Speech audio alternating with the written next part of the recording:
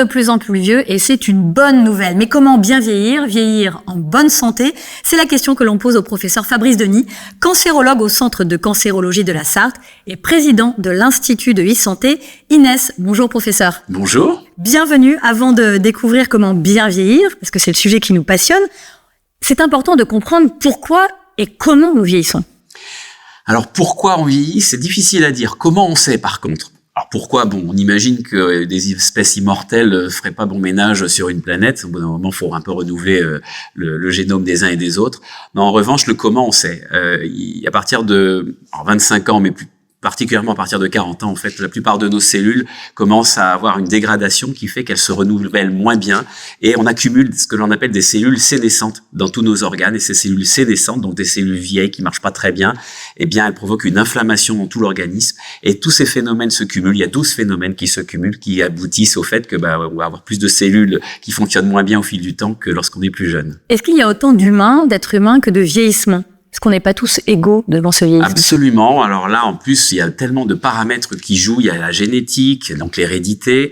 Il est clair que l'espérance de vie de quelqu'un qui a tous ses grands-parents centenaires sera plus élevée théoriquement que quelqu'un qui a des grands-parents qui sont morts jeunes. Mais globalement, on a tous des mécanismes différents. C'est ce qui rend pour l'instant l'âge, l'espérance de vie assez difficile d'un individu à l'autre. Ce qu'on sait, c'est que l'espérance de vie augmente. Elle est maintenant à 80 ans pour les hommes, 86 pour les femmes. Et ça devrait encore pouvoir augmenter. On sait que les hommes et les femmes sont un peu différents, voire très. Est-ce que justement, il y a une différence dans le vieillissement entre hommes et femmes? Alors c'est intéressant parce que on sait que les hommes vivent 4 à 5 ans de moins que les femmes. Il y a plusieurs raisons.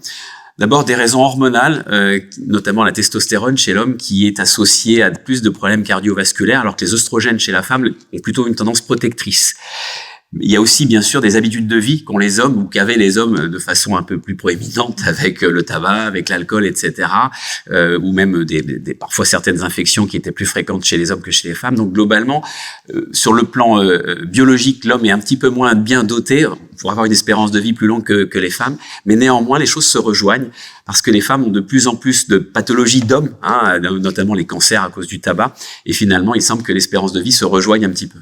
Est-ce qu'on peut dire, professeur Fabrice Denis, qu'il y a une différence entre le vieillissement en bonne santé et vieillir en mauvaise santé? Quelle serait cette différence? Quels sont les points que vous notez, que vous pointez? Alors, c'est ce qu'on appelle l'espérance de vie en bonne santé. Ouais.